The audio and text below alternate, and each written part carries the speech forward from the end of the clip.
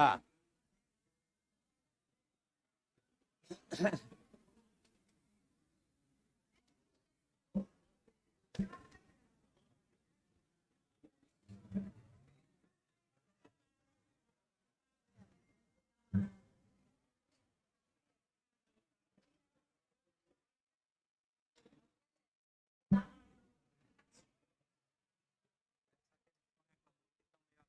Viu?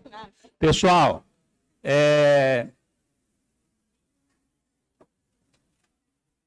já estão conosco tanto a Nina Valente quanto o Ivonísio, que vão fazer uma primeira intervenção sobre sindicalismo na era digital.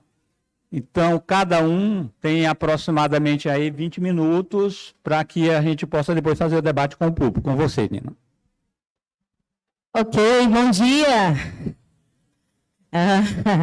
Vamos começando aqui a conversar um pouquinho sobre esse grande bicho de 7 cabeças que virou a comunicação, né? Todo mundo acha que ela é a grande solução de todos os problemas. Ela realmente tem uma grande parcela de tudo que aconteceu no Brasil no último período. Ela também pode ser solução para muitas coisas, mas ela não é um santo milagreiro. A gente só precisa também entender como ela funciona e entender que ela é parte de uma ação política, né? No que a gente diz respeito à comunicação sindical, ela é, na verdade, um mecanismo de dar voz à classe trabalhadora que pode ser usada para fazer político, mas sem fazer político a gente não adianta de nada a comunicação. Ou seja, ela não faz milagres, né?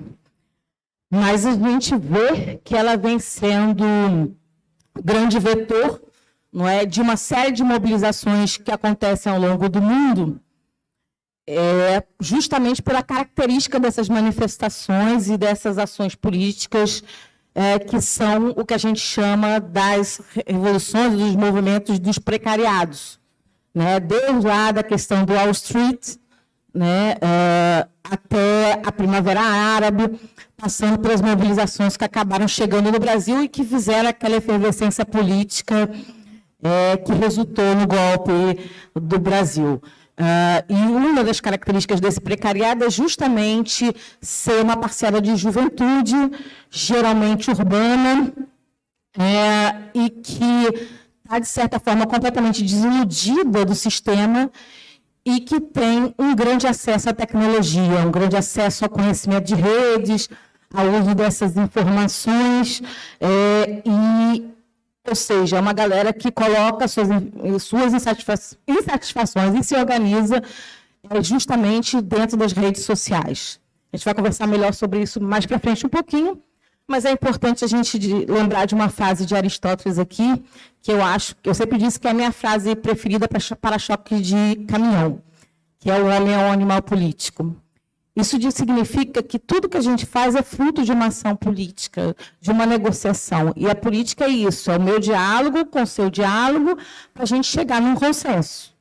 O consenso é o resultado da questão política, né, da negociação, né, para tudo na nossa vida. E quando a gente não consegue dialogar, a gente não consegue fazer política.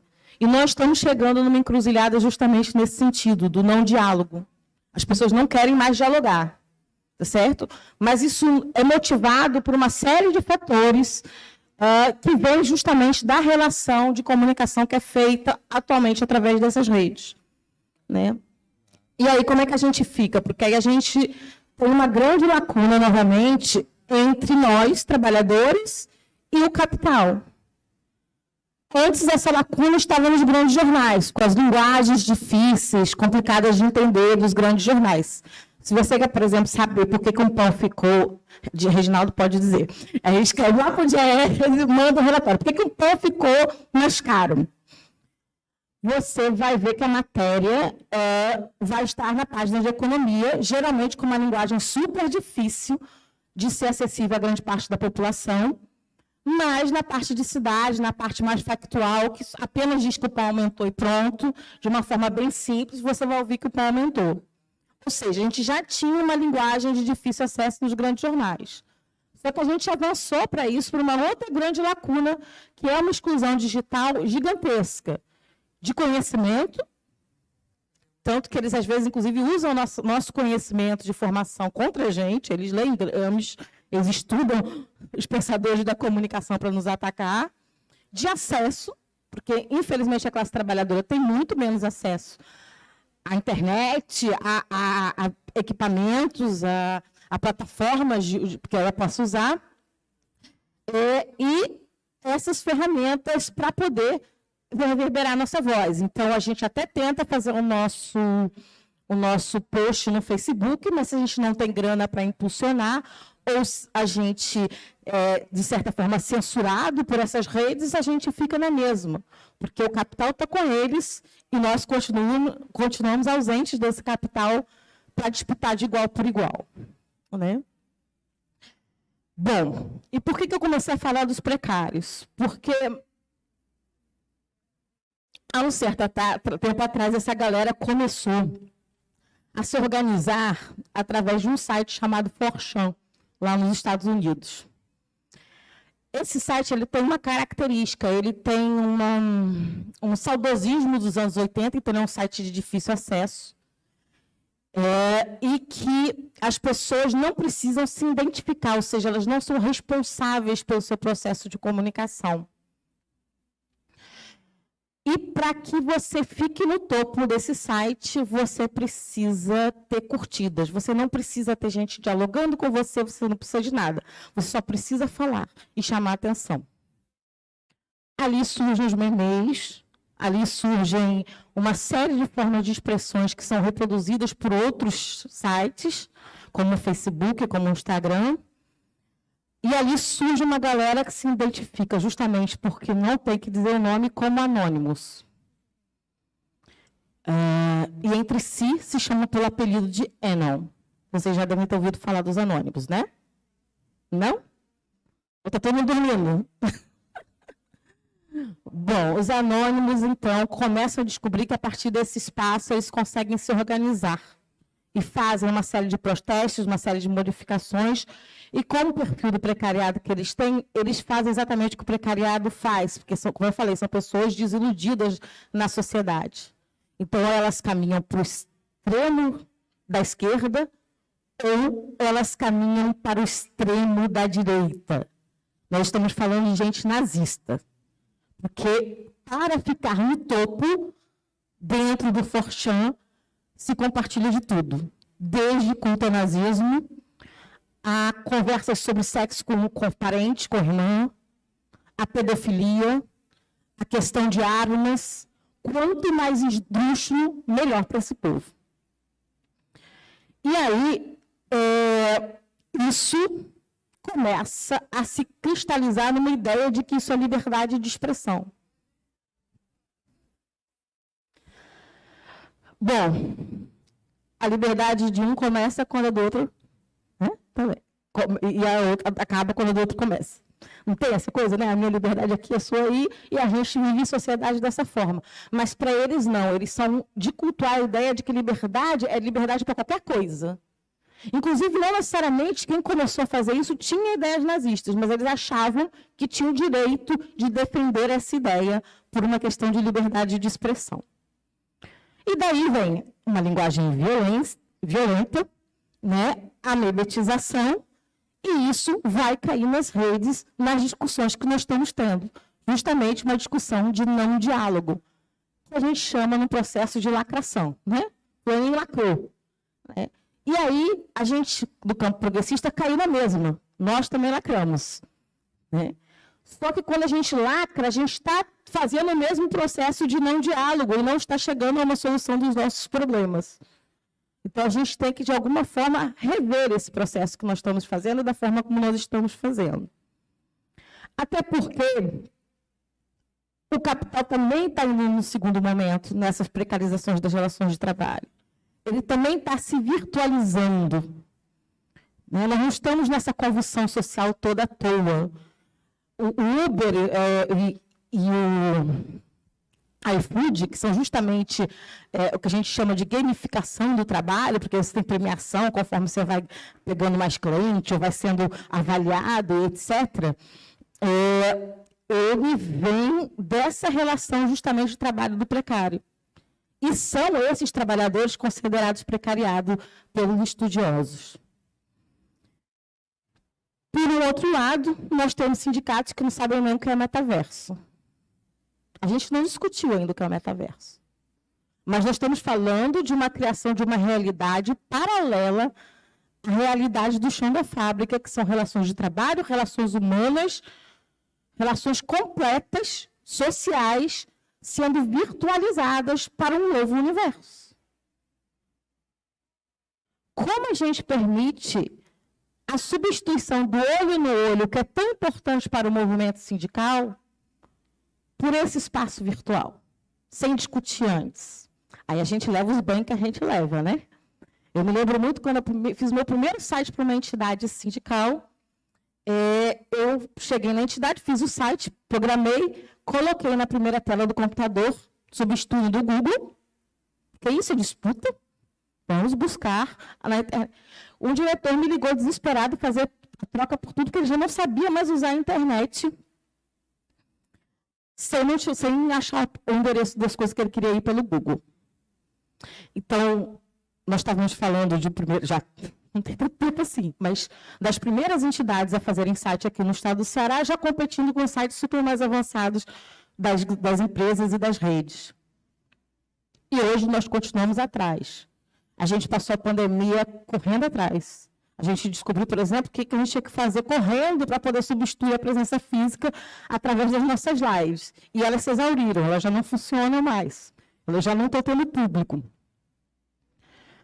E, mais uma vez, a gente foi tomado de supetão, teve que aprender na marra. O que nós precisamos, quando a gente fala de criar uma comunicação para o futuro, para uma entidade sindical, é, primeiro, entender o que a gente quer de comunicação, qual é o objetivo da nossa comunicação, criar teoria de comunicação, porque nós usamos ainda as teorias de comunicação que são criadas pela Academia de Jornalismo, que foi uma academia fundada durante o processo da ditadura militar no Brasil, que geralmente nega os teóricos que questionam mais frontalmente o domínio da grande mídia sobre as pessoas, e simplesmente aplicando a técnica, sem fazer aquilo que Lenin dizia, que a gente tem que pensar e trazer para a nossa realidade. Né, para o lado do campo progressista, usar a ciência do capital a favor da classe trabalhadora. A gente não faz essa conversão, a gente simplesmente aplica. Quem são os teóricos da comunicação no Brasil de hoje? Geralmente a gente tem um pensador da moda tal, que fala alguma coisa, dá uma dica, mas ainda dentro da realidade da disputa da comunicação na questão frontal e sem muita questão teórica que fundamente aquilo ali por trás. Então, primeiro a gente precisa criar isso. Sedimentou, pavimentou, vamos discutir o que está rolando. Vamos entender o que está rolando. E aí nós temos duas questões, uma ação política de combate a essa virtualização das relações humanas, que precisa ser feita. Claro que sem extinção, porque não dá para a gente fingir que a realidade não existe, está aí. Né? E, ao mesmo tempo, uma ação de utilizar essas ferramentas à nossa defesa. É muito desafio? É muito desafio. É difícil para caramba? É difícil para caramba. Mas, se a gente não fizer isso, o caminho que vai sendo levado à humanidade nesse momento pelo capital não vai se resolver numa eleição, não vai se resolver com uma greve, e não vai se resolver com um sistema como a gente tem. Então, a gente precisa ser, na nossa essência, aquilo que a entidade sindical no Brasil é, revolucionários, inclusive no processo de comunicação, porque a gente está lidando com uma galera que entende demais o que está fazendo. É isso.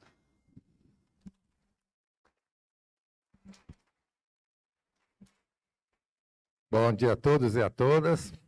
Meu nome é Ivonísio, eu faço parte do CID-PDCE e é um prazer estar com vocês aqui. E a gente pode ver o estado do Ceará todo aqui, né? Pessoas de vários municípios, isso é muito importante. E a mensagem que a gente vai trazer hoje para vocês é uma mensagem com relação à tecnologia. Eu faço parte de um sindicato que tem como característica básica a tecnologia. E aí, esse tema do 12º Acontece é o Sindicato do Futuro. E o E o que é o Sindicato do Futuro? Primeiro, nós temos que compreender o que é o futuro. Imaginem o Mova-se hoje e agora viagem no tempo há 20 anos atrás. Então, o Mova-se hoje é o futuro do Mova-se há 20 anos atrás. Nós não tínhamos computadores, nós não tínhamos data show, nós não tínhamos elementos de comunicação como internet, redes sociais. Chegamos a esse futuro, num espaço de 20 anos. Esse Sindicato do Futuro que nós temos como um tema, estaremos imaginando os 20 anos na frente. Então, como seria o sindicato há 20 anos no futuro? Quais seriam as características do sindicato? E esse sindicato teria como características elementos em que ele está inserido na sociedade. Então, o futuro do sindicato é praticamente também o futuro da sociedade. E nesse ponto, eu trago para vocês um ponto importante para a gente discutir o futuro. Que o futuro, ele se faz no presente. Tudo que nós vamos definir como futuro, ele estará sendo desenhado e escrito a cada dia.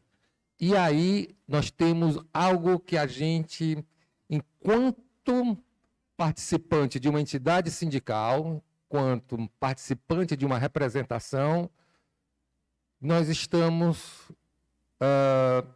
perdendo a oportunidade de colocarmos em ação, que chama-se inteligência artificial. Eu lembro de um ponto importante. Imagine, o primeiro computador aqui em Fortaleza, aliás, o primeiro computador utilizado por um sindicato aqui em Fortaleza, o primeiro computador colocado num sindicato no Brasil, ele causou uma disruptura muito grande no processo, em que você tinha como característica edição de texto, outras atividades. Porém, ao oferecer o computador, no passado, ao sindicato, aquele primeiro computador, não houve uma, digamos assim, uma assimilação, um sinal verde para ele ser colocado. Ele sempre foi colocado, num primeiro momento, com um sinal amarelo e vermelho. Assim é a história que a gente vai contar hoje da inteligência artificial. Vamos passar agora para o próximo slide.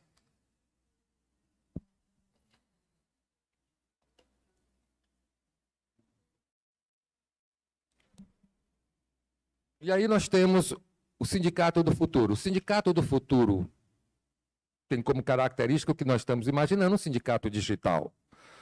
E aí uma das características que a gente tem que ter atenção é que esse sindicato, a maioria dos sindicatos hoje que a gente imagina serem um sindicato digital, na verdade, eles não estão na categoria de sindicato digital.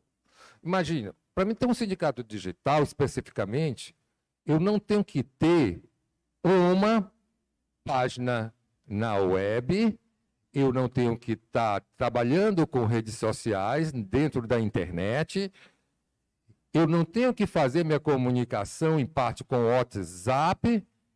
O que vai me dar uma identidade de sindicato digital é todas as demandas do trabalhador caminharem por meio digital, da porta de entrada à porta de saída.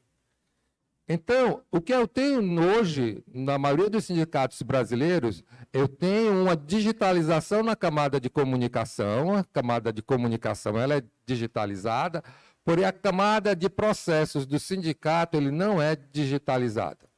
Eu não tenho gerenciamento de processos, eu não tenho a gestão eletrônica de documentos e eu não tenho um elemento básico que é utilizar análise de dados, utilizar a inteligência artificial para a reprodução desse sindicato.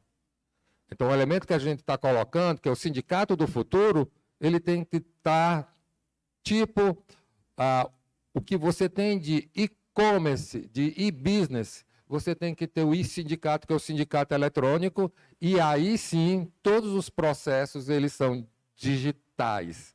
ou seja, do momento de uma filiação, que você faz uma filiação com assinatura eletrônica, ou seja, esse é o futuro. Então, o futuro do sindicato é ele ser 100% digital. Por quê? Porque nenhuma organização no futuro vai conseguir se reproduzir se ela não tiver digitalizado todos os seus processos. Isso, na verdade, é uma pressão da sociedade como um todo. Não vai ser uma escolha e uma decisão do sindicato. É uma pressão da sociedade que leva todas as organizações a estarem digitalizadas. Tipo, banco, comércio, todo um processo hoje, uma grande organização comercial, ela é toda digital. De um banco é todo digital. Então, todas as atividades da nossa sociedade vão caminhar para o digital, na condição full. E qual é a nossa preocupação? É que essa transição ela vai nos garantir o controle dos dados e dos processos. Essa é a grande, digamos assim, importância desse momento. Eu gostaria agora de passar para o próximo slide.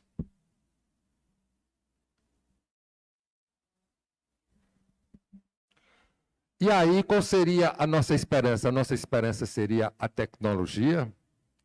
Seria essa percepção de que a tecnologia seria o grande elemento que tornaria a nossa atividade, que a gente pudesse vislumbrar uma condição de sucesso, de vencer? Eu tenho que colocar 2 pontos para vocês. Primeiro, a gente tem que compreender que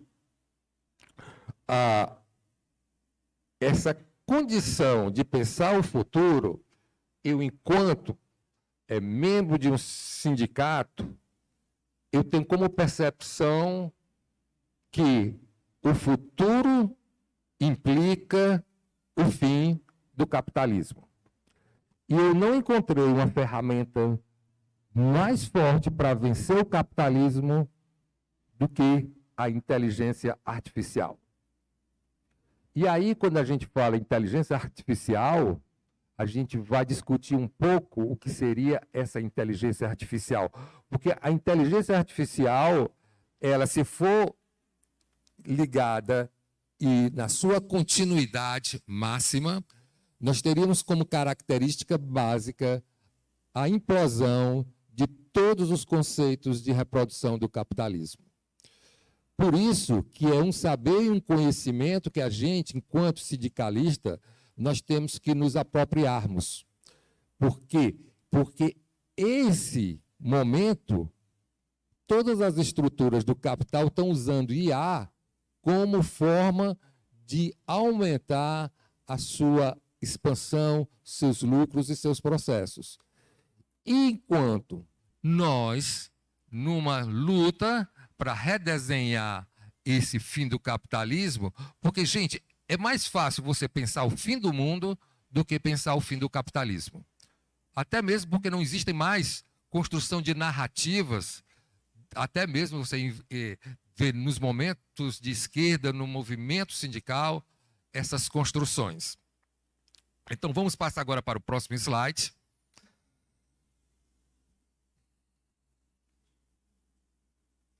E aí, o que vem a ser inteligência artificial? Nós temos uma percepção de inteligência artificial muito voltada ao que os meios de comunicação nos passaram através de filmes, séries, revistas. Ou seja, a percepção que a gente tem de uma inteligência artificial, que a gente traz nas nossas cabeças, é muito diferente de uma inteligência artificial que um cientista da computação tem em mente. Até mesmo porque, academicamente, não existe uma definição assim muito precisa do que seja a inteligência artificial. A inteligência artificial, por favor, o próximo slide, ela tem como característica uma atividade em que o homem, nos seus processos, seria substituído por uma automação e por uma máquina. Estamos em 2022 e esse conceito de inteligência artificial moderna, ele surgiu em 1956, numa universidade norte-americana que tinha como característica estudar esses processos. Imagine, final da década de 50. E nós temos essa imagem que é do professor John McCarthy, ele que cunha esse termo chamado inteligência artificial. E a inteligência artificial, ela surge num determinado momento histórico, onde você tem um momento em que grande parte das soluções humanas tinham como esperança de solução na tecnologia. E aí, para a gente conseguir construir melhor esse conceito, porque o conceito de inteligência artificial, eu vou precisar trabalhar o conceito de algoritmo. Então, o algoritmo, ele é um elemento importante que a gente, enquanto representação sindical, a gente tem que conhecer, porque cada um de nós que tem um smartphone está trabalhando com algoritmos. Então, os algoritmos estão presentes em nossa vida. E eu vou solicitar agora a apresentação de um pequeno vídeo que eu trouxe para vocês. Vamos agora assisti-los.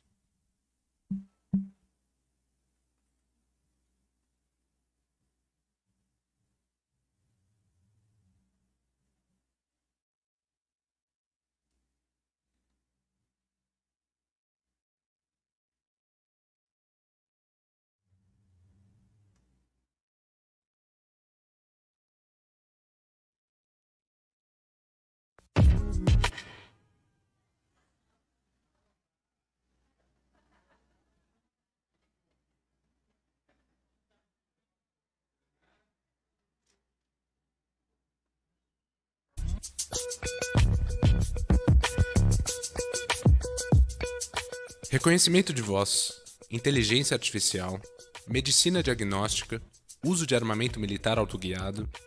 Do caixa eletrônico à rede social, os algoritmos estão por toda parte.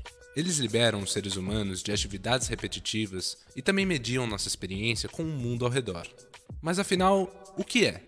E como funciona um algoritmo?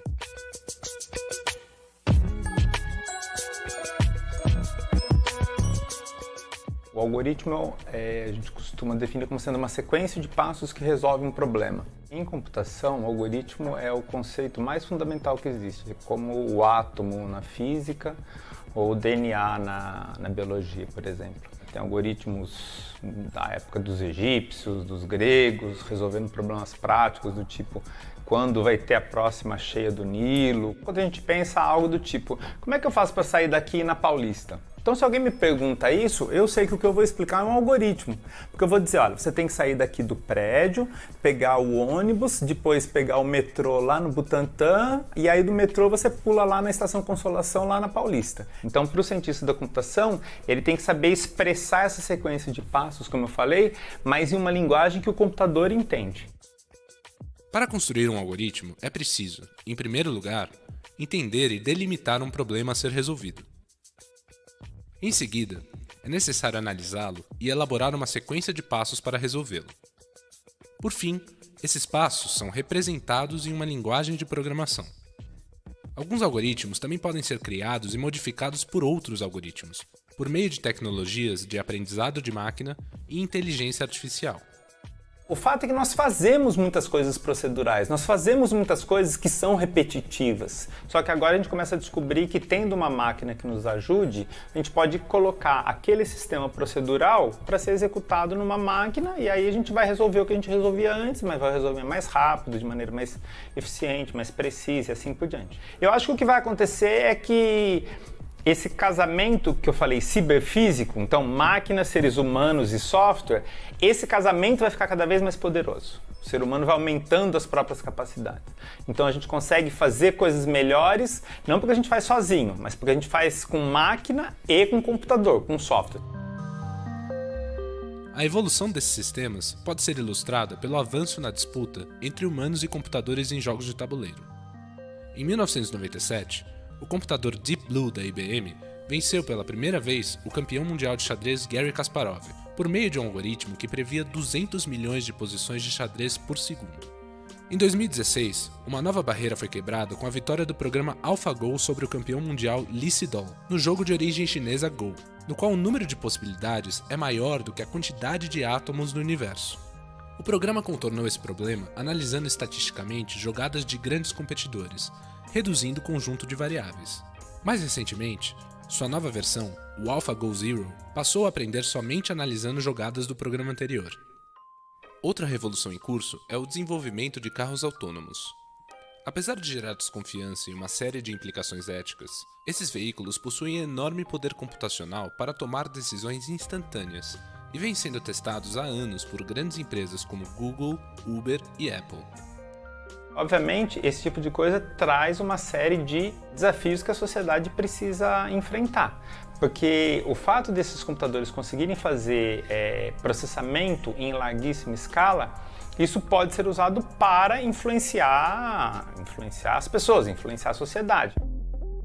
A influência e poder de gigantes da internet devem-se muito ao fato de seus algoritmos utilizarem o valioso Big Data que acumulam. Casos como vazamento e uso indevido de informações de usuários do Facebook pela empresa inglesa Cambridge Analytica para orientar campanhas como o Brexit e a candidatura de Donald Trump nos Estados Unidos são exemplos dos desafios gerados pela disseminação dos algoritmos no cotidiano. Tem um aspecto filosófico, tem um aspecto computacional, tem um aspecto sociológico, antropológico, maquínico, tem vários aspectos em torno da questão do algoritmo. Os algoritmos, quando a gente começa a utilizá-los, a gente começa a colocar cálculos o tempo todo. Nós precisamos ver que isso vai alterando a forma com que a gente se relaciona com os outros quando nós temos uma intermediação algorítmica. Nesse processo, observam-se casos de algoritmos que passaram a reproduzir preconceitos.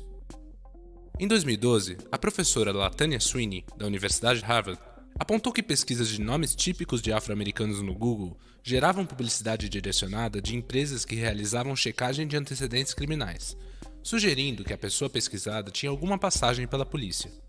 Não necessariamente o programador do código é racista, porém um algoritmo que reflete nosso mundo também pode refletir e ampliar preconceitos existentes em nossa sociedade.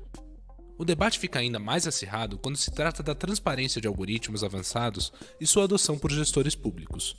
Não dá para um algoritmo de grande relevância pública ser fechado. A gente precisa saber quais são os parâmetros com que ele trabalha, precisa saber que dados ele cruza, que dados ele coleta, precisamos saber que registros existem nos bancos de dados que ele funciona.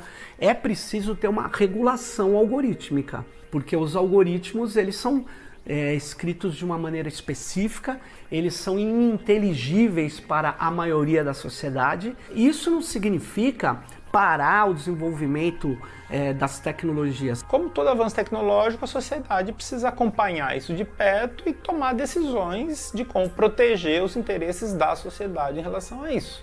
Então, os programadores têm que entender esse tipo de desafio, esse tipo de responsabilidade. E aí tem a questão de um programa, ao ser executado, ao começar a funcionar, ele pode acarretar em problemas éticos. E como eu falei, o programador, a empresa que está programando, o grupo que está programando, tem que tomar todas as iniciativas, todas as medidas importantes, técnicas, para evitar que isso aconteça.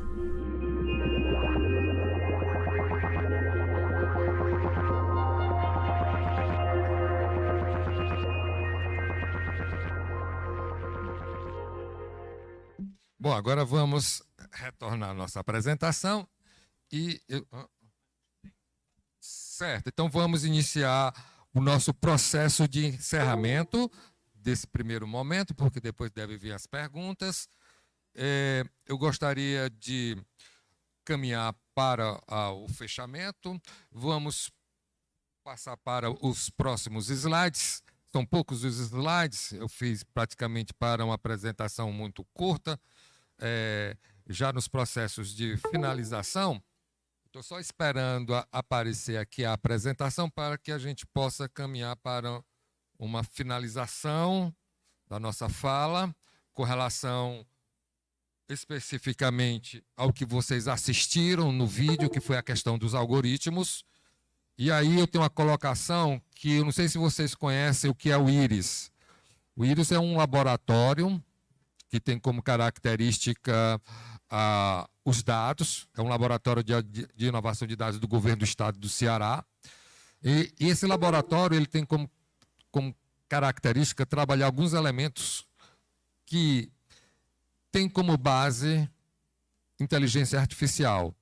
Como a gente está num sistema que a inteligência artificial ela pode caminhar para o que a gente chama de substituição de trabalho humano, essa classificação é importante, a presença dos sindicatos dentro desses laboratórios.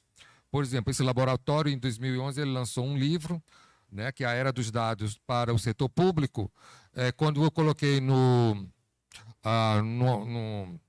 PDF de leitura, eu procurei a palavra trabalhador, não existe durante todo o livro a palavra trabalhador. Então, é importante que a gente comece a dar também uma assessoria ao que está sendo produzido para o futuro da gestão pública com relação aos algoritmos. E também a gente tem que conhecer a estratégia brasileira para a inteligência artificial, né? Esse eu gostaria que vocês vissem. Vamos para o slide número 9. Slide número 9.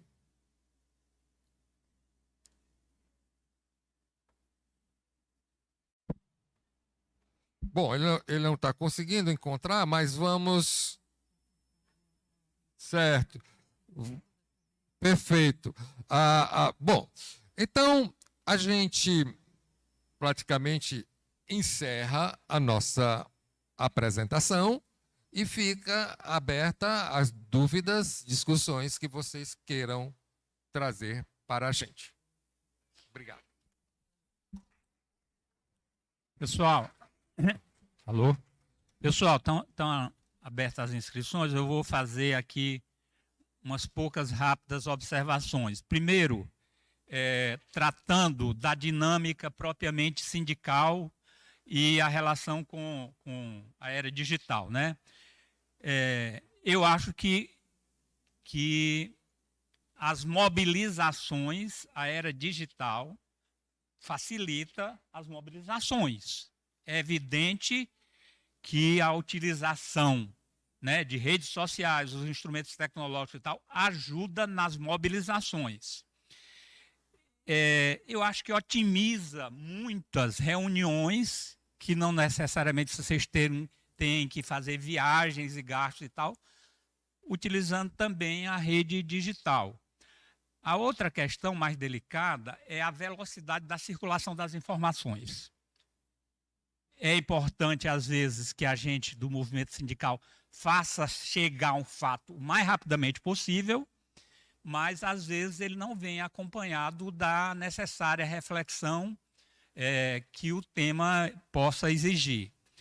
A outra questão é que, dependendo, e a gente tem que lembrar que os instrumentos tecnológicos são instrumentos da nossa ação política.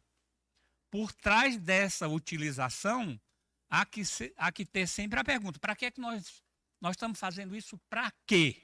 Com que rumo? Com que finalidade? É para economizar recursos? É para potencializar a política?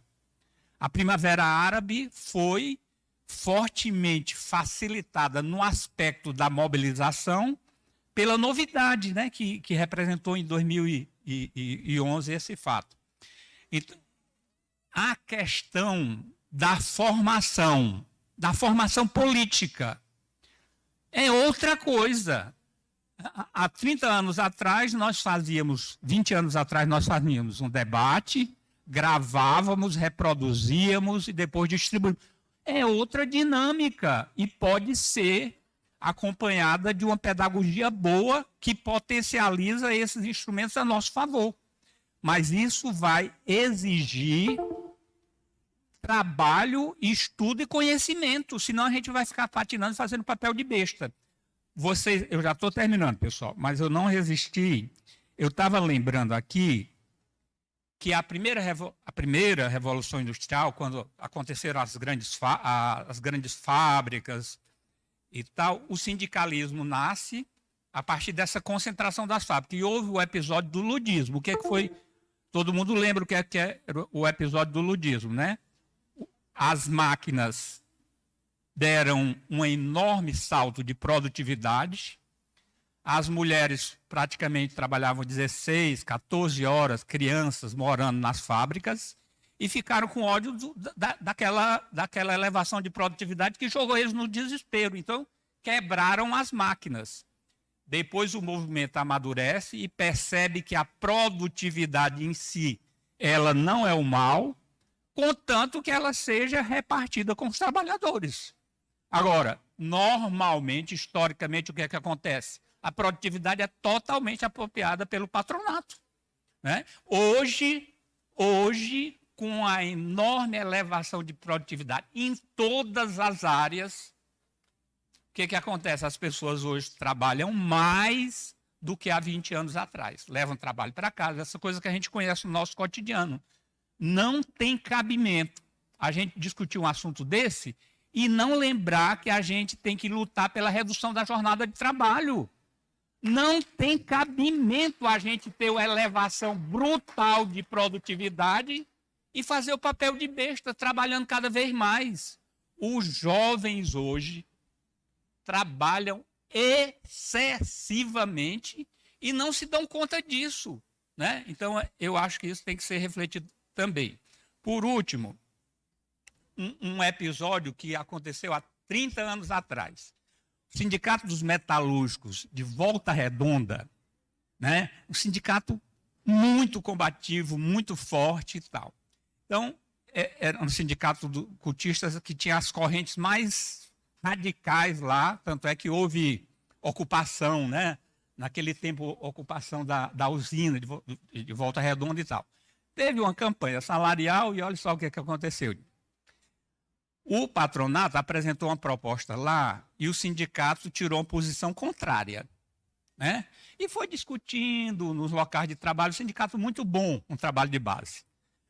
A direção da empresa, espertamente, jogou já a proposta no contra-cheque dos trabalhadores e já foi jogando direto sem discussão. Fez um adiantamento, né? Sem discutir, projetou nos computadores, nos contra-cheques e tal. Ele se adiantou no processo de comunicação e não deu tempo do sindicato fazer a discussão. Hoje, o tempo todo, nós estamos lidando com isso. As empresas, né, e também o setor público se antecipam antes de discutir com os dirigentes sindicais, eles já passam diretamente a proposta. E aí o sindicalismo fica na defensiva. Então, essas questões são muito importantes que a gente leve em conta. Por último, eu acho assim que nós precisamos bater. Eu achei muito legal aqui no texto, fala sobre a nomenclatura dos sindicatos, questão de ordem, que na tese aqui tem. Eu acho que a gente precisa fazer isso com a tecnologia, sabe? Eu não sei direito o que é metaverso, não. E olha que eu sou interessado nesses assuntos, né? A inteligência artificial, a riqueza de você entender como é que a gente pode conviver e tal. Então, eu queria dizer que aprendi aqui bastante coisa aqui com os dois, viu? Está aberta a discussão, pessoal. Quem quiser fazer pergunta, é só...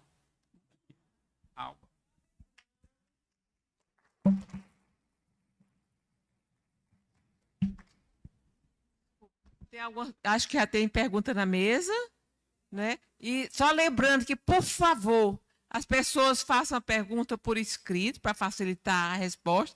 E caso não consiga fazer por escrito, levante o crachazinho, se inscreva e venha aqui na frente. Pode ser? Porque a gente facilita a vida de todo mundo.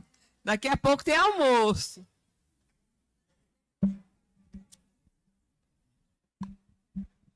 Bem, gente, vamos iniciar as perguntas.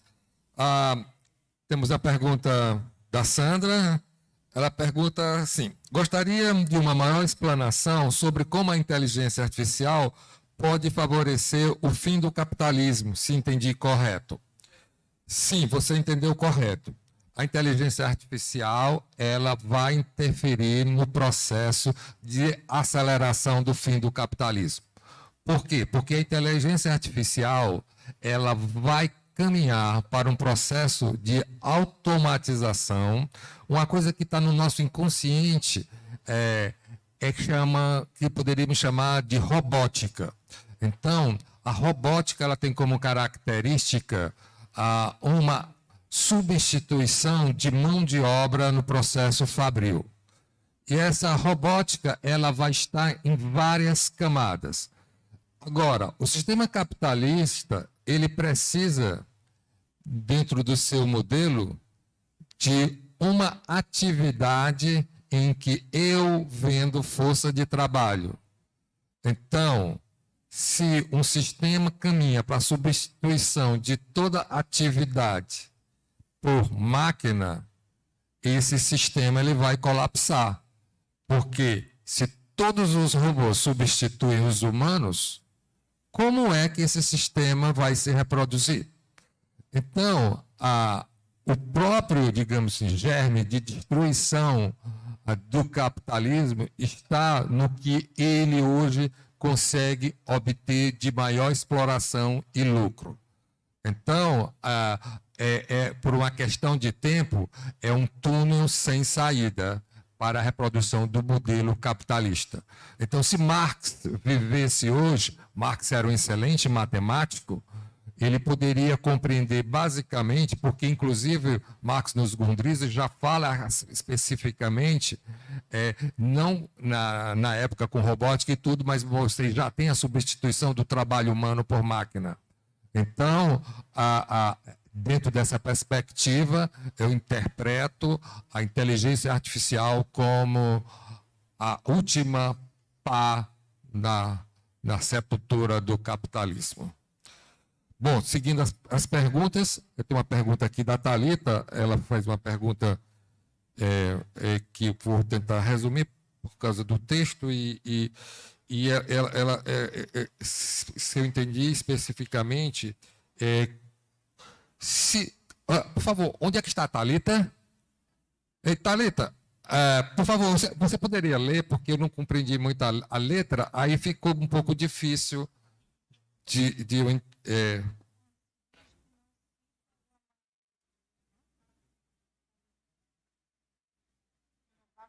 Os algoritmos fazem materiais relacionados a eles deixem de ser compartilhados. Pode ser efetivamente ajudar.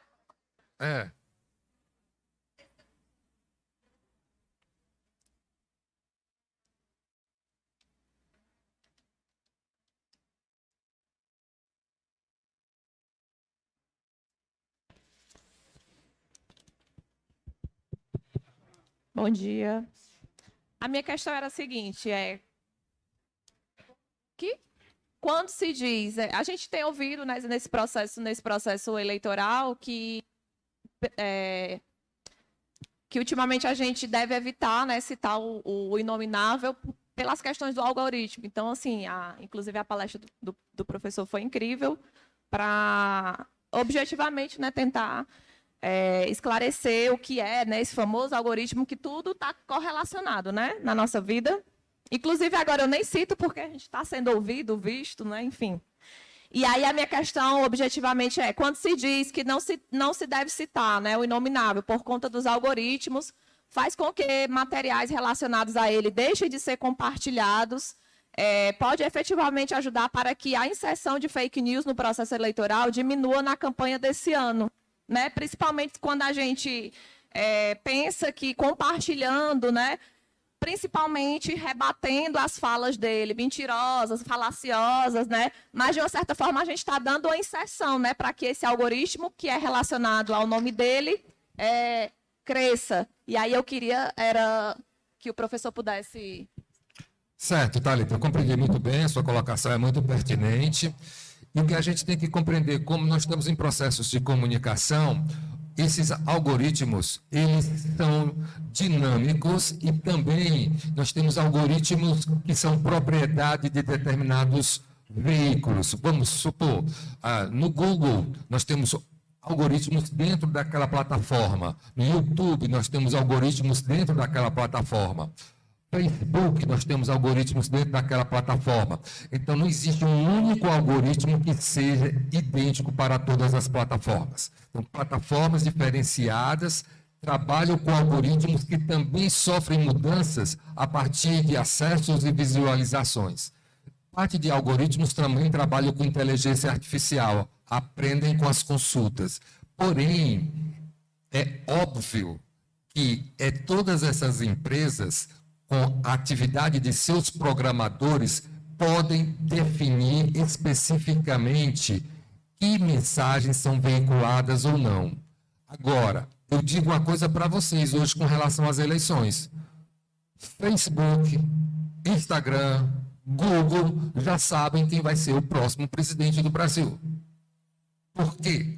Porque as pesquisas que a gente tem hoje pelos órgãos que vão fazer a entrevista individual, todas essas empresas já coletam a informação, ou seja, quando eu, por exemplo, o Google e o Facebook sabem basicamente que eu vou votar no Lula, porque todas as minhas atividades em redes sociais são especificamente para garantir essa eleição.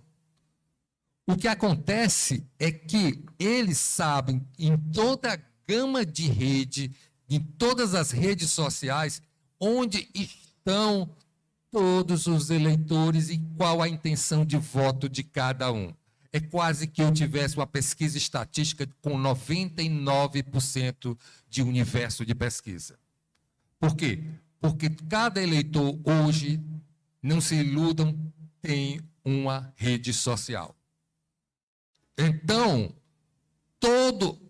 hoje em dia, por que os americanos já começaram a ensaiar a garantia de se respeitar a legitimidade das eleições brasileiras? Porque todos os órgãos já forneceram para os Estados Unidos que quem vai ganhar as eleições é o Lula. Obviamente isso. Então, o que a gente tem que ter claramente né, nesse momento é que os algoritmos estão oferecendo uma informação correta no processo da identidade de quem o eleitor vai votar. Porém, nós temos uma outra coisa que é você construir bots, construir fake news, que aí é um outro processo. Continuando as perguntas, sim, essa daqui. Essa pergunta é: onde e quando e de que forma a sociedade pode discutir o avanço da condição da inteligência artificial em nossas vidas? É realmente de interesse comum da humanidade?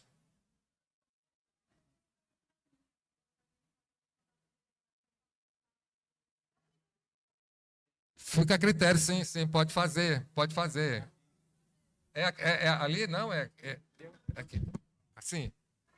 Bom dia, professor. Bom dia. Eu fiz essa pergunta, né? Sim. Porque eu realmente não me reconheço na inteligência artificial. Né? Eu já sou uma pessoa de natureza extremamente ansiosa, né? Sim.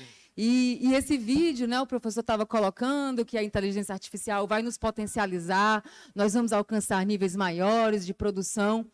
E eu fico extremamente ansiosa com o que a gente já tem. Né? Eu fico extremamente acelerada e vejo que vários colegas já estão com um índice de ansiedade às tampas, porque a gente está muito produtivo. E isso é a inteligência artificial que está também nos promovendo. Né? Então, a minha pergunta é: em que momento a gente vai poder fazer essa discussão? Quer dizer, acho que já é agora, né? Mas em que fóruns, em que locais, como que a gente pode se posicionar frente a esse avanço? Né? É de interesse da humanidade essa inteligência artificial? É uma coisa que vai ser imposta goela abaixo, não tem o que fazer? Quem não aderir vai ficar, vamos ser grupos marginalizados? Essa é a minha pergunta, por isso que eu queria falar para poder expandir. Muito boa a sua pergunta.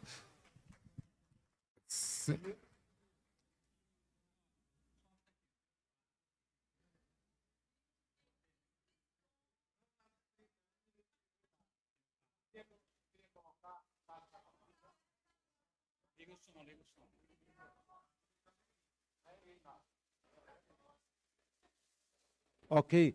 Não, eu só queria, aqui no meu 1 minuto, colocar o seguinte. Eu acho que a questão da Revolução 4.0, a gente já está dentro dela, a gente não tem retorno. Já está entrando a quinta revolução, que é o que ela colocou, a metaverso. Não tem retorno mais.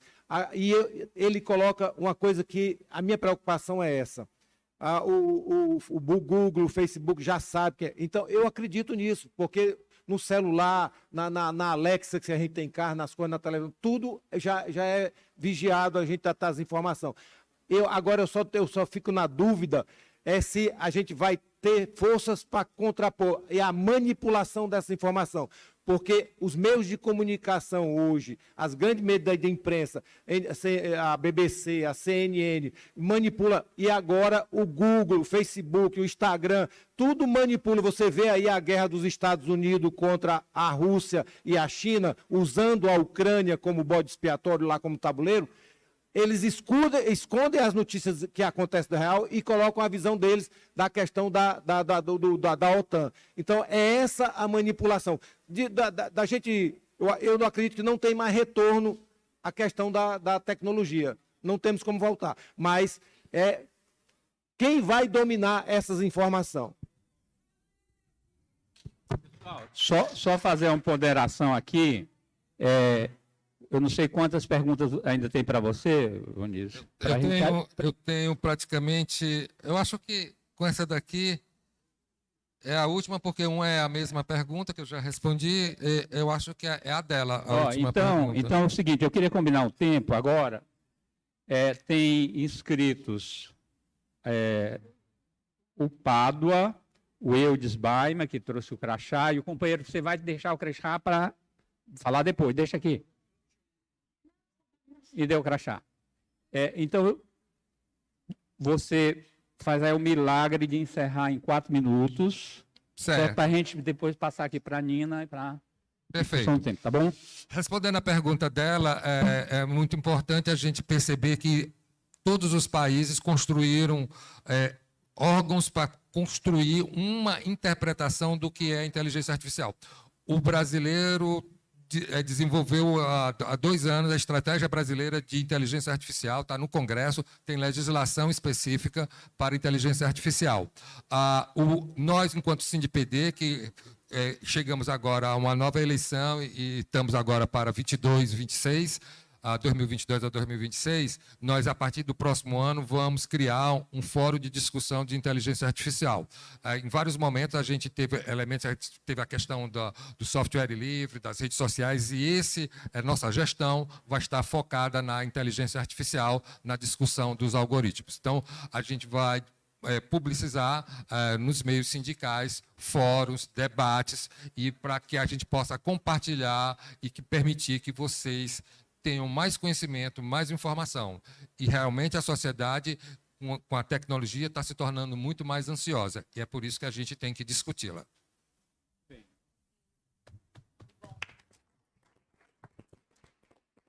Então, tem perguntas por escrita, a Nina vai respondê-las, e depois estão inscritos o Pádua, Sabino, Pádua, pela ordem, Pádua, Eudes, Baima, Sabino e Alba Luci. Aí a gente conclui. 1 minuto, né? Tá. Bom, eu tenho as perguntas por escrito, mas eu vou falar um pouquinho aqui com o mediador sobre a grande questão que a gente está falando aqui, né? Que foi a pergunta da afirmação que ele fez se a tecnologia vai acabar com o capital. Eu não podia ficar quieto. Perdão. Mas o que vai acabar é a luta de classes. Eu não acredito em outra forma de se acabar que não seja através da luta de classes. Inclusive, mesmo que ela venha como resultante desse processo extremo de tecnologia que está tirando e substituindo no mercado de emprego, nas relações de trabalho, nós, seres humanos. Agora, ela não é uma inimiga, ela pode ser usada a nosso favor também, né? Não é um 8 nem um 80. Vamos lá.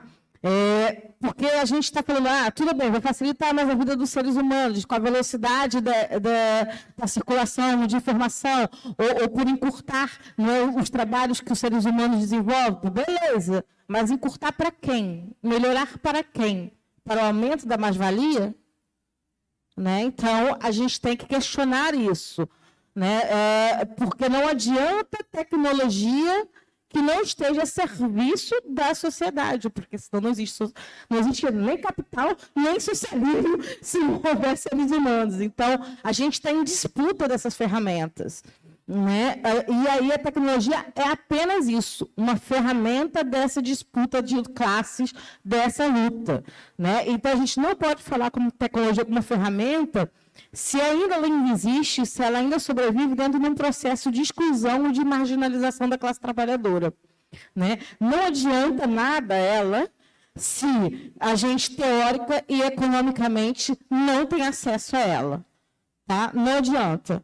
Se for nesses termos que o capital está impondo nesse momento no mundo, é melhor que a gente derrube.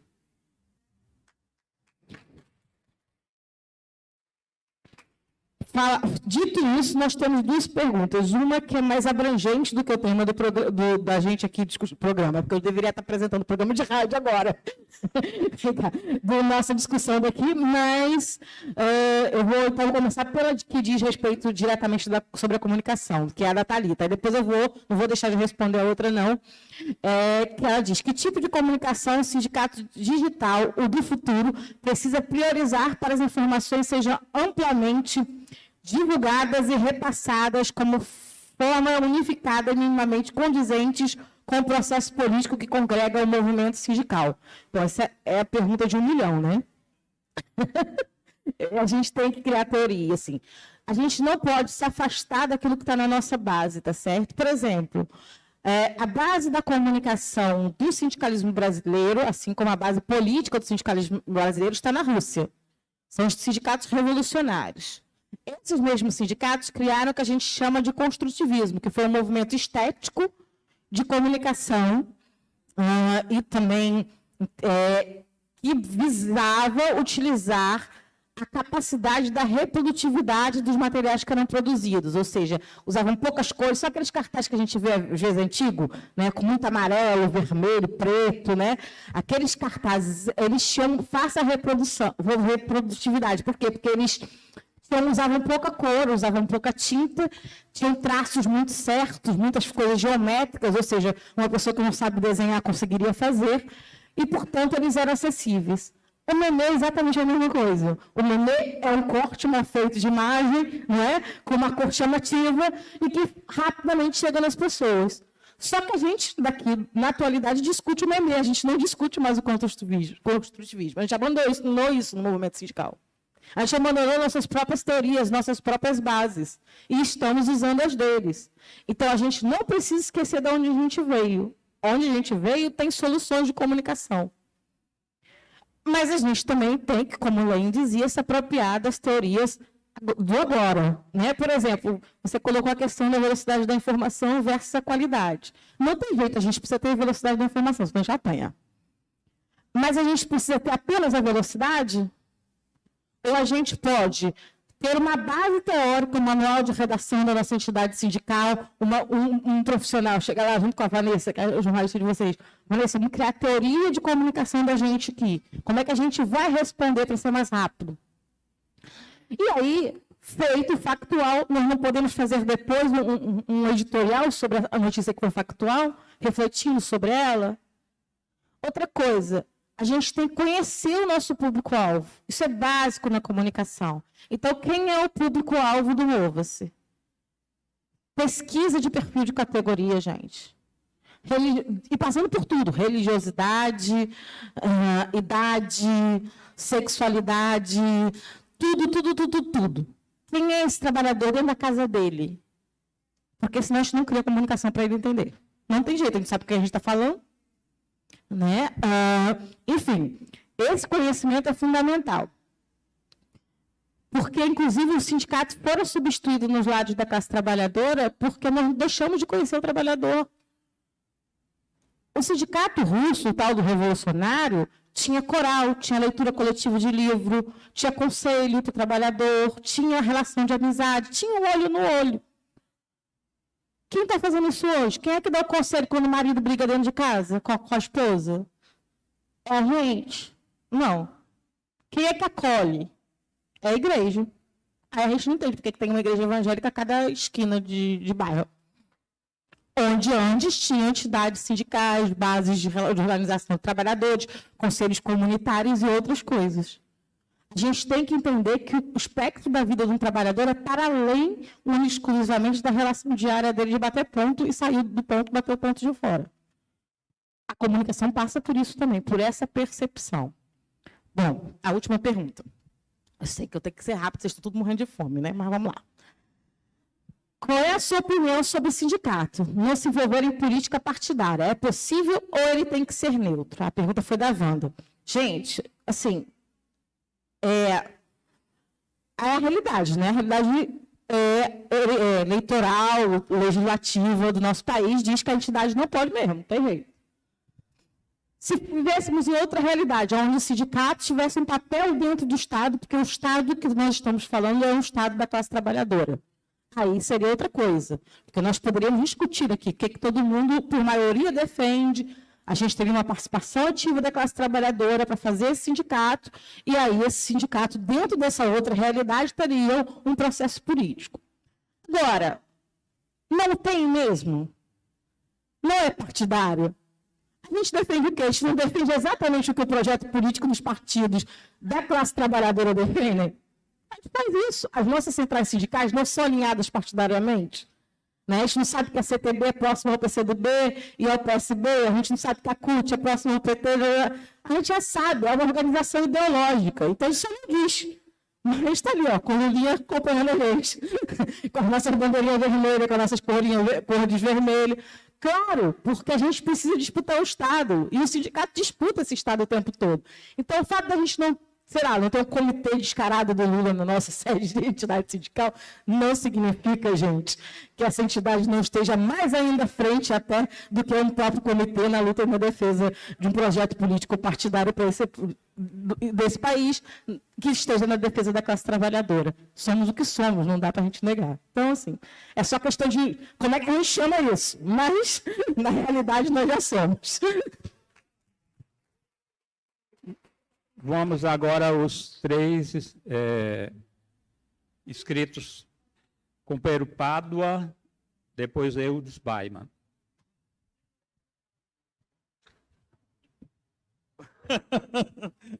Eu vou falar um minuto só. Primeiro, agradecer a presença do Vicente, da Nina, do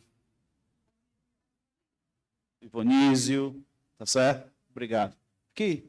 É porque o Ismael disse que eu também tenho que olhar para ali. Né? Mas é isso mesmo. Gente, dizer da satisfação do Mova-se de recebê-los. Dizer meu bom dia para todos, todas e todes que estão aqui. Entendeu? Muito amor na vida, no coração. Né? Dizer que daqui a não saia daqui agora, porque nós vamos ter uma oferta, um presente que a Smart City vai falar para vocês após o debate. Tá? A Candice está bem aqui assim. Tá?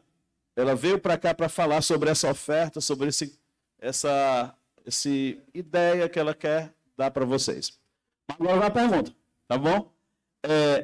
Os bots, né? É bots ou é bots? Bots é outra coisa, né? É bots.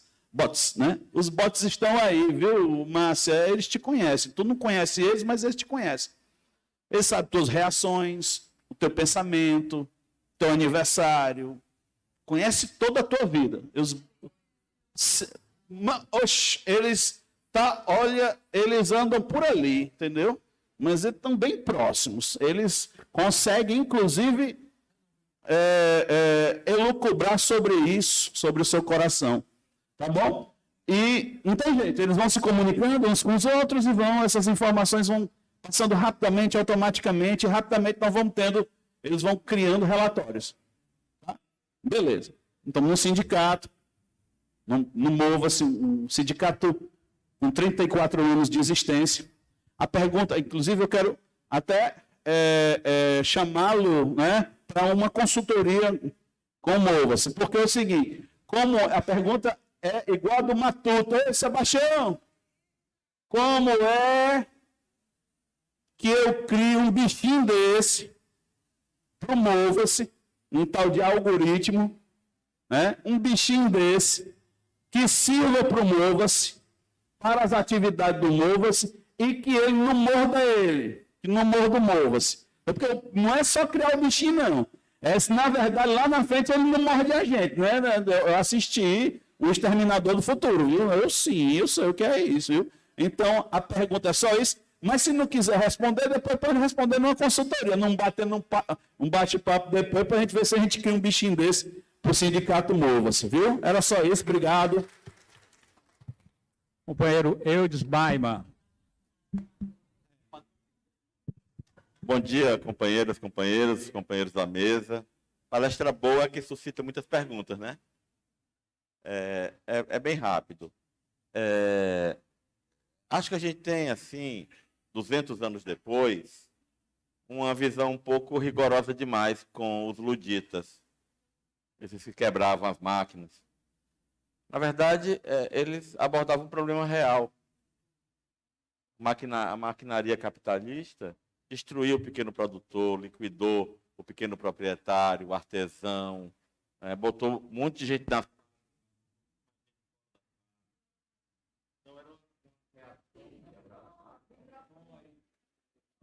Alô? Era uma reação essa de quebrar as máquinas, que hoje nós temos as condições de dizer que era equivocada, mas que correspondia a uma dor real da época, né? Eu estou resgatando esse aspecto para dizer o seguinte: obviamente que a passagem, a superação do atual sistema, a passagem a um sistema, a um modo de produção mais avançado, né? Ao socialismo, etc., parte do ponto mais alto a que os meios de produção sob o capitalismo chegarem, não é? Naturalmente. Nós partimos do ponto mais alto. Mas até que a gente supere o capitalismo, o algoritmo, a inteligência artificial vai destruindo os empregos, vai liquidando os contratos coletivos, vai destruindo a negociação da categoria com o patrão, vai extinguindo as relações trabalhistas. Nós não podemos fazer a máquina rodar ao contrário. Justo. Mas nessas condições, eu só queria fazer esse comentário para os companheiros também comentarem à mesa. Me parece que o lugar do sindicato, o lugar clássico, antigo do sindicato, é mais atual do que nunca. Porque contra o algoritmo que quer discutir o salário através das estrelinhas, individualmente com Ulisses, nós temos que retomar a negociação coletiva, a organização coletiva, para combater a extrema exploração dos trabalhadores da Uber. A solução que eles encontraram, tanto em Paris como em Nova York, foi organizar um sindicato. Um sindicato. Porque esse é o problema. Não podemos fazer tecnologia andar para trás. Temos que conviver com ela. Mas, ao mesmo tempo, temos que defender aquilo que é clássico porque é positivo, porque ainda é atual. O que classicamente nós conquistamos. O direito de ser uma categoria, de ter um patrão com os quais nós temos relações trabalhistas formais, com direitos que vêm disso, e a possibilidade de negociar coletivamente, inclusive de ir à greve. Companheiro Sabino. Sabino.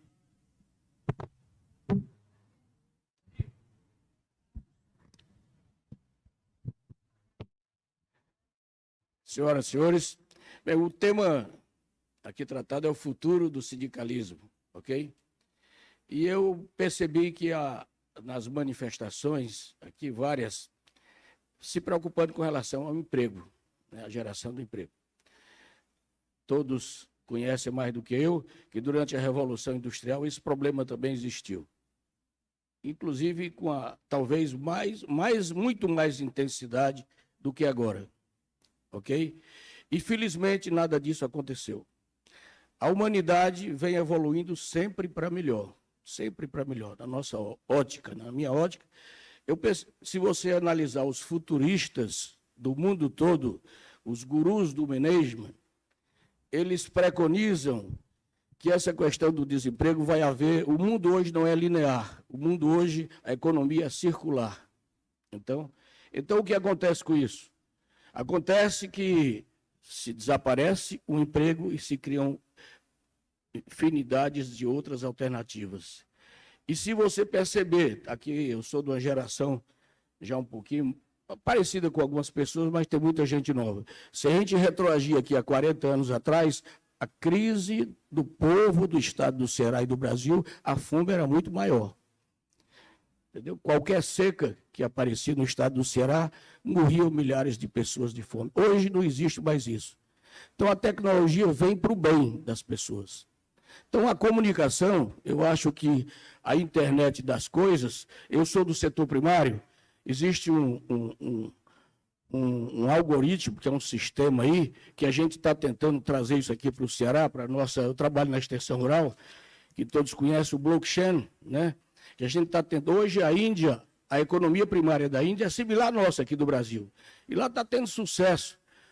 Uma empresa que foi criada há 5 anos atrás, recentemente, que vem adotando esse mecanismo aí de blockchain e criou uma startup lá importante, que vocês já conhecem, já leram sobre isso, que trata desse assunto, que vem aproximando todos os clusters, todas as pessoas interessadas do setor primário, e todo mundo que faz parte desse processo está vivendo muito melhor. Todos, sem exceção, pequenos, grandes, médios, entendeu? Então, eu só queria pedir esse momento para dizer que eu, particularmente, sou otimista. Acredito que tecnologia vem para melhorar a humanidade. Essa não é um pensamento meu particular, é um pensamento dos futuristas que a gente acompanha. Então, tecnologia para o mundo todo, os países mais desenvolvidos que adotam mais tecnologia vivem muito melhor do que os países que adotam menos tecnologia. Então, ninguém pode ficar para trás. Vamos avançar na comunicação, adotar os mecanismos de inteligência artificial, todos que estiverem ao nosso alcance, para que a gente possa dar condição de vida ao nosso povo, principalmente aqueles que precisam mais dos serviços públicos, que é o que a gente faz. Para a gente atender bem, com tecnologia, e dar qualidade a todo o povo do estado do Ceará. Era só isso e muito obrigado. Companheira Alba Luci, e aí em seguida vocês fazem os comentários finais. Bom, a minha questão é muito rápida, porque aqui a gente está discutindo, né, o que a gente melhorou. A gente criou empregos mais precários. A gente está uma humanidade mais destituída de solidariedade. A gente já vê o pessoal na rua pedindo esmola e já não se sentiu, sabe, compelido a ajudar. Então, minha gente, eu não vou falar mais não, vou dar as informações. Primeiro, eu quero agradecer à plenária pela paciência, pelo compromisso em manter as regras, que eu acho que é um esforço de cada um, a gente tentar não dizer tudo que a gente gostaria, não é, para poder dar oportunidade de avançar na discussão. Agradecer. Pois não.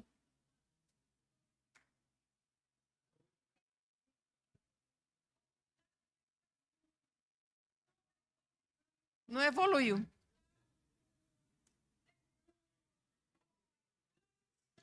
Ok. Obrigada. Socorrinha tem que escrever da próxima vez, que ela bota tudo para fora com muita emoção, com muito coração. Aos palestrantes, né? O nosso, assim, agradecimento vindo do fundo do coração, porque estão perdendo uma boa parte do tempo dele para nos passar conhecimentos que às vezes até a gente pensa que sabe, não é? mas eles passam com muita oportunidade, com muito critério, com muita seriedade, com muito respeito à nossa causa e à nossa luta.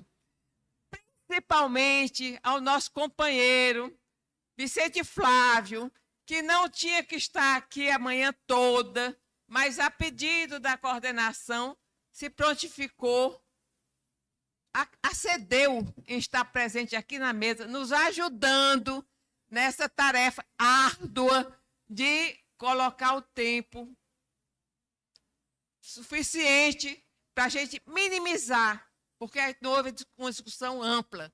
Houve um mínimo, mas isso é suficiente para a gente começar, é uma sementinha. Que cada um de nós use essa semente que foi lançada aqui para fazê-la crescer, para estudar mais, para aprender mais e para lutar mais. Por favor, às 2h, após o almoço, estaremos todos aqui, porque para começar no horário, para nem atropelar a discussão e nem perder a noite. Tem alguma coisa a ser acrescentada? Hein? É para avisar que não é para sair agora. O Pablo está pedindo. Vamos homenagear primeiro os nossos palestrantes e entregar para as considerações finais, rapidinho, e depois a gente vai agradecer entregando uma ligeira lembrancinha para eles. Bom, se a gente... Vamos lá, eu sei, tá? É normal, né? Congresso a gente correr assim, às vezes acontece. E faz parte do negócio. Vou começar agradecendo ao Mova-se pelo convite. Eu adoro discutir comunicação. Como eu estou sempre, muitas vezes, na posição de estar entrevistando os outros do que sendo entrevistada, né? É muito gostoso quando eu tenho a oportunidade de trocar ideia. E é uma entidade que eu tenho um carinho pela consideração que o Mova-se tem com os processos de comunicação. Vocês estão de parabéns por isso, né?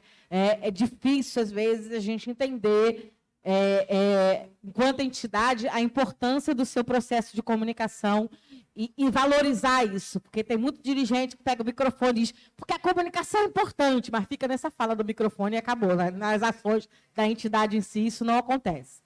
Então, agradecer, primeiro de tudo, ao convite. Eu vim mais preparada para mediar, né, do que palestrar, mas aí acabou que a gente fez uma troca aqui de papéis, então espero que o que eu tenha trazido para vocês tenha sido de proveito. Qualquer coisa eu fico disponível para quem quiser conversar. Se quiserem me encontrar no Instagram, é Dona Megafone. Nas redes sociais, jornalista Marina Valente. Podem procurar por lá e fazer perguntas. Eu estou aí disponível para trocar ideia com vocês. Eu sempre gosto de falar. Obrigada, Pai. Quanto à colocação do Pablo, né, sobre a criação do robô, eu acho ótimo. Acho que temos que criar ferramentas. Entenda, fazer disputa de redes com as ferramentas adequadas não é a mesma coisa que jogar o jogo deles, né? Eles fazem fake news. A gente jamais jogaria do mesmo jeito. A gente não joga com informação falsa. A gente não desce esse nível porque a gente entende que a nossa comunicação é um processo de conscientização da classe trabalhadora. Mas eu sou meio atentada de criar uns robozinhos para fazer o mal também, sabe, Paiva? Estou com Paiva dos sapateiros na cabeça. A gente tem que criar disputa igual também, às vezes. Uns hackzinhos treinados não era ruim, não, para o nosso lado. Né? E defender os nossos, porque se não fosse os Assange da vida, os vazamentos que teve do Intercept, que foram feitos por esses robozinhos para o nosso lado, a gente não descobriria metade do que eles fazem conosco. Concordo demais, acho que as máquinas, né, se não tiverem a nosso favor, detona elas, a gente tem que disputar elas, criá-las a nosso favor, mas se não tiver, a gente prejudica. O que é aquele negócio do autoatendimento do McDonald's agora? É o pior emprego que já existe. E ainda por cima, o povo ainda está sendo substituído por uma máquina que você faz tudo ali na máquina, só vai lá pegar o lanche. Né? E enquanto isso, o desemprego comendo no mundo. Né? E aí, bom, eu termino aqui saudando mais uma vez vocês e agradecendo demais a participação.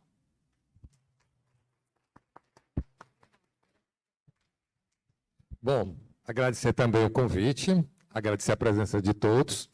finalizando as últimas colocações, eu vou ser bem sintético.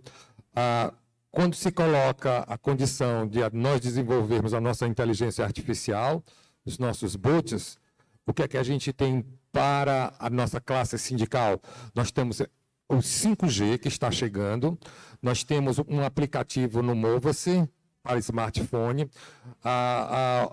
pode ser redesenhado todos os processos dentro para uma nova percepção e não esquecer que nós somos, no caso do Mova-se, tem como categoria o funcionário público do Estado, e o Estado está desenvolvendo sua própria IA, sua própria inteligência artificial, e dentro desse processo de estratégico, nós participarmos também do que está sendo criado como inteligência a partir do Estado.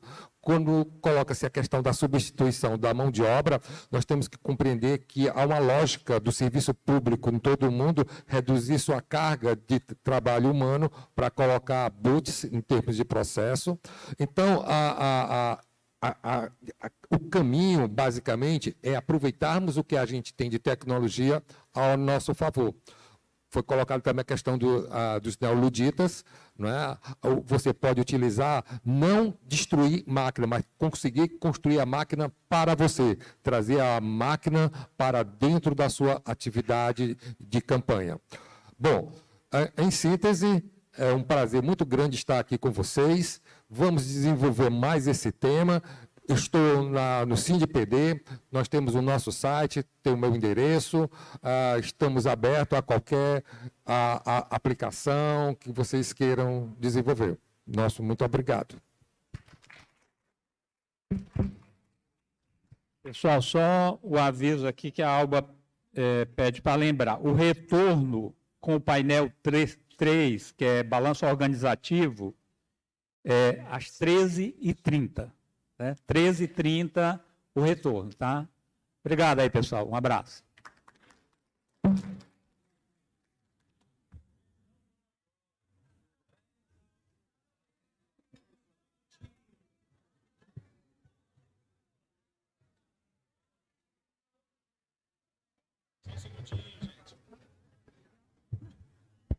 Eu queria chamar aqui a Candice, rapidinho. Tá baixo aí, Ismael. Levanta assim, né? É desse jeito assim? Mas desse jeito não tá dando certo, não. Agora sim.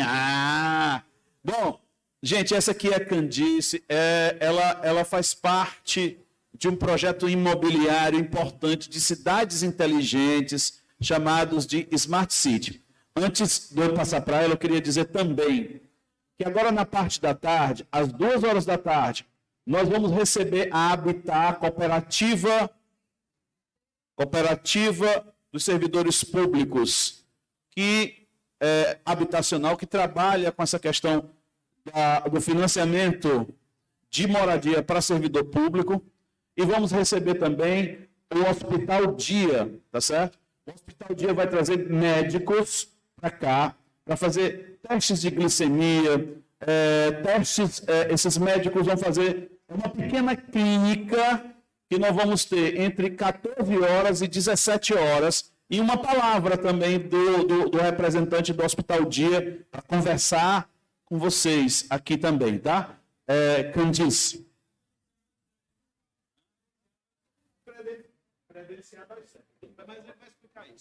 Bom dia, gente, prazer. Queria primeiramente agradecer ao Pádua, ao Maninho Cunha, tá, que sempre me convidam para trazer para vocês novidades, tá, do ramo imobiliário. Alguém aqui, meu nome é Candice Meireles, eu sou consultora imobiliária do Grupo Planet Smart City. Alguém aqui já ouviu falar de Smart Cities ou cidades inteligentes? Tá. Quem ainda não sabe, o que são cidades inteligentes? São espaços novos, né, ou bairros novos que estão sendo criados, é uma ideia mundial, onde vem trazendo soluções inteligentes para quem moram dentro desses espaços, né, ou cidades inteligentes, para essas pessoas que moram, para as pessoas que moram no entorno da comunidade, tá? Em agosto de 2015, um grupo de 8 sócios italianos, uma holding italiana, estava procurando no mundo onde seria um espaço para investir dentro do mundo, né, que trouxesse mais rentabilidade, que fosse mais comercial, tá? E eles viram numa revista europeia chamada The Economist que o melhor lugar para se colocar essa cidade inteligente seria pertinho do Porto do Pecém, viu, Pádua?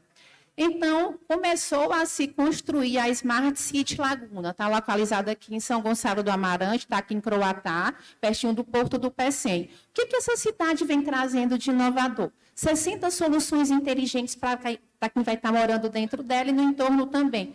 Que soluções inteligentes são essas? Wi-Fi gratuito, bicicleta compartilhada, ilha de recarga de veículos elétricos, tá? Está toda no intertravado, inclusive fomos nós que pavimentamos toda a beira-mar, certo? Então, assim, é um conceito de cidade inteligente, disruptiva. Nós primamos pela pessoas de inclusão social, sustentabilidade, tecnologia de metro quadrado pensado, tá?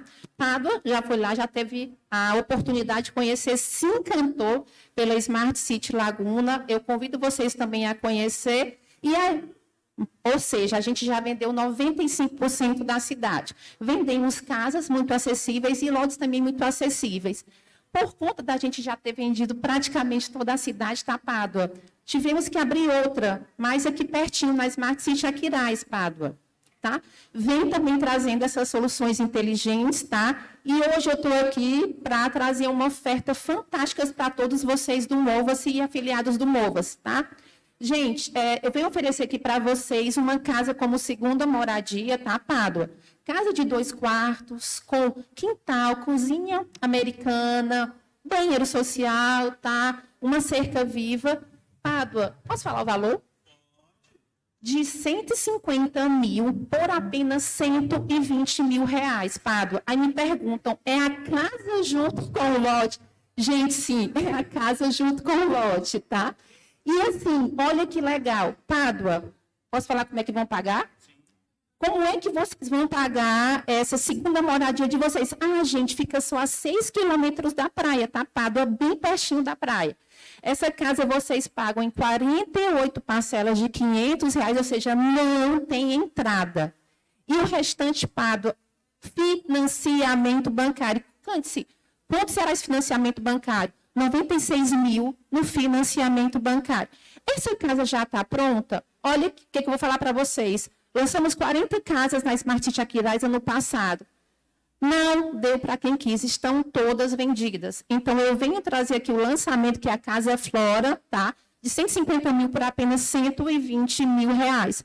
Essa casa vai estar pronta agora em maio, ou seja, bem pertinho. Então, se eu puder dar uma dica para vocês, vem falar comigo ainda hoje, que eu vou estar aqui, tá, para atender vocês, para tirar todas as dúvidas. O empreendimento é fantástico e está pertinho do Beach Park. A casa tem 50 metros quadrados. Se tem casa maior, tem uma casa até de 3 quartos, tá? E aí é só tirar as dúvidas comigo, tá bom? Obrigado. Construção inteligente é aqui, ó. Smart City.